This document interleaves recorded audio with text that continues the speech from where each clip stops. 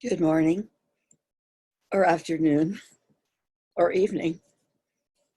Sharon Riegie Maynard here.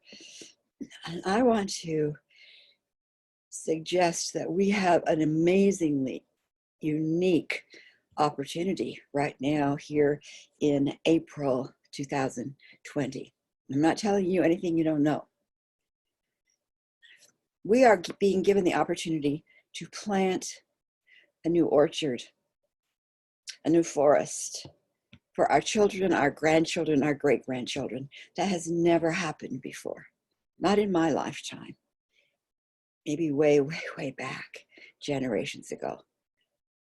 But people, individuals, citizens have been crippled to believe they are not enough, that they have to look outside themselves, that they have to wait for the leaders to do it. And here we are, staying home. Great opportunity. Now, when you plant a garden, you plant seeds and you watch it grow, you water it, you let the sun do its job, you let the seed do its job. You don't worry, except maybe keeping deer and rabbits and things out from where I live. That's what we do. When you plant an orchard, the same thing. You plant the kind of trees that you want, the forest, the kind of habitat you want, and then you let it grow. And you tend it, but you let it grow. Those orchards may not be ready to produce fruit for maybe 2 years. My peach tree took 3 to really get going, and this is its 4th year, and it's loaded. If I hadn't planted it 4 years ago, I wouldn't be having peaches today. The same thing is true with what do we want for our children, our grandchildren, our great-grandchildren. What do we want for them? We've got to plant it now, or at least we have the opportunity to plant it now. So here is what I'm suggesting is the opportunity. So first of all, we are home. We are within our bubble of limited interactions. Now we could spend our time worrying, thinking, and ruminating, and that would waste some opportunity time. So let's not do that. Let's use this time well. So what about having a daily practice where you just have some quiet space where you can sit back and you can just observe what's going on out there in the world? Because what we're seeing in actions, in actual on-the-ground realities, is that we have broken systems. Doesn't matter what the words are, the plant, which is the systems, they're broken. They were not prepared for what this was. They could have been and weren't. So we get to acknowledge that what our culture, the environment upon which decisions were made, policies were made, actions were taken, didn't value certain things, but it did value others. And we've known that for a long time. Men, power over people, profits over people. And do we really want that going forward? It's for you to decide. So you get to see what the results are of that old culture. And the old culture is, like I said, concepts of profit more important than people across the board. Taking advantage of others, low wages, minimum pay jobs, etc. So name a few of them, get clear about some of them so that you can say, whoa, that hasn't served. It hasn't served in the past. We've just accepted it. And clearly in this day and time, it is being shown that it has not served us and does not serve us. So that's the opportunity. Quiet time, evaluation time. Now, put that to the side. You can say, not acceptable. You can make a list and crumple it up and burn it and say, no, not that anymore. Not going to have that in my orchard.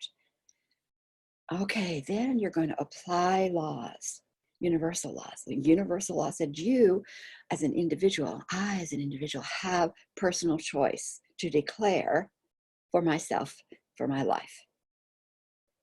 No, not the leaders and not the elected officials. Take back. I have the right to speak what I want for my life. So personal responsibility. And then the law of manifestation. The law of manifestation simply says if there is a seed planted in the ground, it's going to grow to be the kind of fruit, plant, flower that seed represents. There are seeds planted in the unconscious, in our quote collective ground, that are now growing. And there's some we like and some we don't want, like law of manifestation. So use it. What are the values you want in the culture that your children, grandchildren, great-grandchildren will grow up in? So qualities like respect, generosity, equality, kindness. Love is always up there, of course, but make a list, 6 of them. The qualities of the culture within which I and my children, grandchildren, great-grandchildren live are. You don't plant an orange tree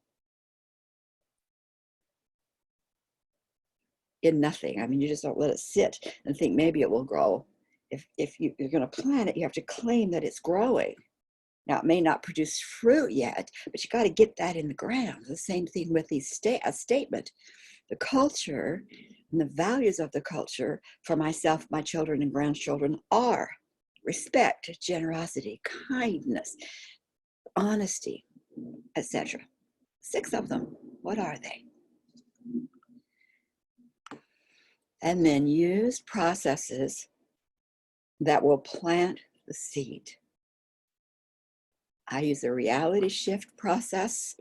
Some people use affirmations. There's vision boards. There's many different, but I'm going to give you the reality shift process. And then water the plant. It's not your job to tell the plant how to become a plant. It's not your job to tell honesty how to grow into the economy system. It's not your job to tell respect how to grow in the justice system. It's your job to just water those seeds. They will know how to create a culture and structures and policies like themselves. So you're going to water it, and there's many ways to do it. You can pray, you can meditate. I'm going to give you a very simple process called the fractal process. The fractal process is you just go into that quiet place and you hold your vision of a culture, this amazing, amazing orchard, which is the culture.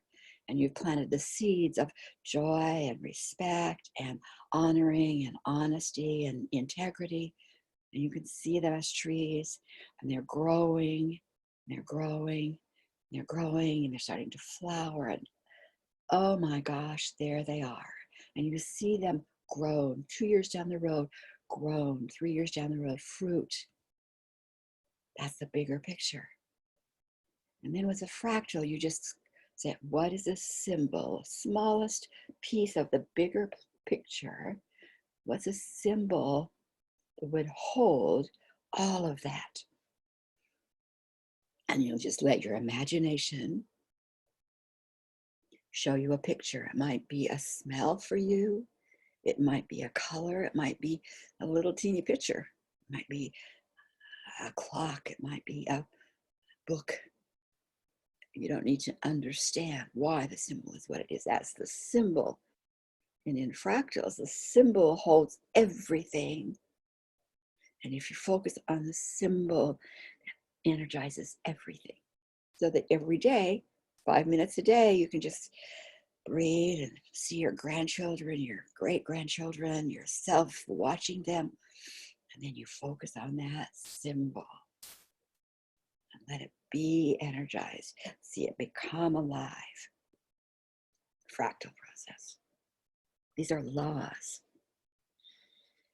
So I encourage you to plant the trees for our culture, what we want our children, grandchildren, great-grandchildren to grow up in. And we know what we don't want: crumple it, burn it. No, not acceptable. This is where I'm going to energize my orchard. Comments on the page. You can always give ideas. It's always wonderful and helpful. Many blessings.